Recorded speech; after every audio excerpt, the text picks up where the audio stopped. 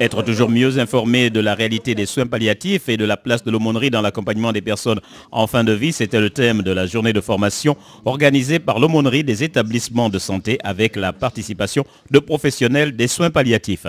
Ce qui nous semblait intéressant à l'équipe diocésaine, c'était que nos bénévoles rencontrent des professionnels investis dans des équipes de soins palliatifs. D'une part parce que des soins palliatifs, un service de soins palliatifs, il n'y en a qu'un sur Nancy et sur Saint-Julien.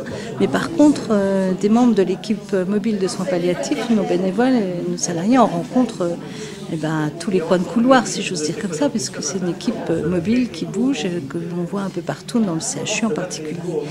Et donc c'était important, me semble-t-il, qu'ils puissent savoir ce qu'étaient vraiment les soins palliatifs, au-delà de ce que peuvent nous en dire parfois les médias où on récupère une phrase ou une autre. Là, ils ont eu l'historique, ils ont eu vraiment tout ce que sont les soins palliatifs aujourd'hui, en particulier dans notre département, c'est quand même très intéressant. Les différents plans ont permis de développer finalement tout ce qui est à domicile.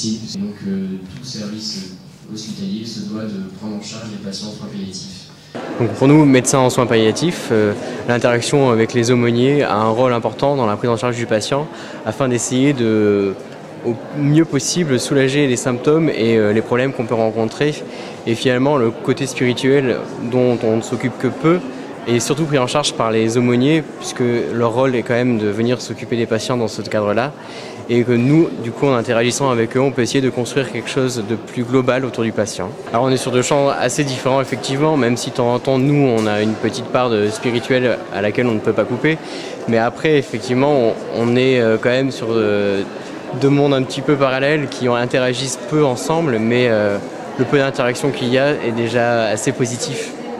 Sur une question aussi sensible que celle de la fin de vie, cette journée placée sous le signe de l'enrichissement mutuel a été pour beaucoup l'occasion de partager tant en carrefour que lors des séances de discussion collective.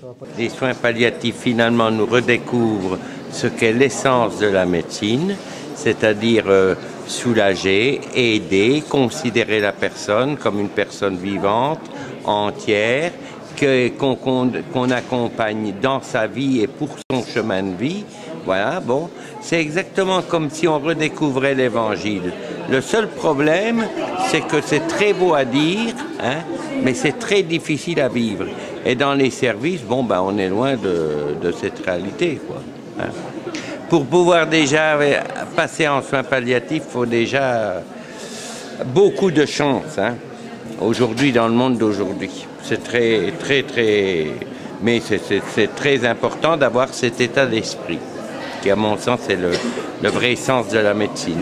C'est un sujet que, évidemment, on avait déjà abordé, parce que quand on travaille dans une aumônerie catholique, ou enfin une aumônerie quelle qu'elle soit, c'est un sujet sur lequel on a déjà travaillé. Mais là, c'était vraiment abordé par des professionnels, et je pense que c'est important et indispensable de se former pour justement éviter les dérives et pour rester moteur dans tous ces débats qu'il y a en ce moment sur l'euthanasie et puis tout le développement des soins palliatifs. Voilà, je trouve que pour moi c'est quelque chose d'essentiel. On devrait tous se former plus là-dessus. La prochaine journée de formation de l'aumônerie des établissements de santé aura lieu au mois de mai avec la participation du SEM, le service de l'Évangile pour les malades.